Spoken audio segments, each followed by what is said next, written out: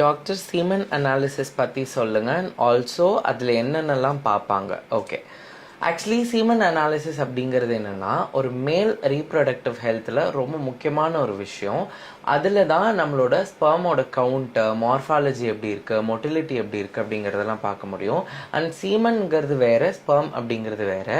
ஏன்னா ஸ்பெர்ம் அப்படிங்கிறது ஒரு செல், அந்த செல்ஸ் ஹோல்ட் ஆன் பண்ணுறது தான் சீமன். அது வந்து ஒரு லிக்விட். ஸோ அதில் என்னென்ன பார்ப்போம் முக்கியமாக அப்படின்னா அந்த சீமனோட குவாலிட்டி எப்படி இருக்குது, பிஹெச் எப்படி இருக்குது, விஸ்காசிட்டி எப்படி இருக்குது, அதுக்கப்புறமா ஸ்பெர்மில் ரொம்ப முக்கியமாக மொட்டிலிட்டி, மார்ஃபாலஜி, அப்புறமா வந்து அந்த கவுண்ட் எவ்வளோ தூரம் இருக்குது அப்படிங்கிறதெல்லாம் பார்ப்போம்.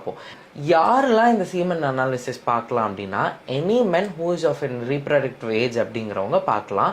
சரி, எத்தனை நாள் டாக்டர் இந்த ஆப்ஸ்டியன்ஸ் அப்படிங்கிற சொல்லுவாங்க, எத்தனை நாள் இருக்கணும், அதாவது எஜாக்குலேட்டரி பண்ணாமல் எப்படி இருக்கணும் அப்படின்னா மினிமம் 4லேருந்து மேக்ஸிமம் 7 டேஸ்க்குள்ளே இருக்கலாம்.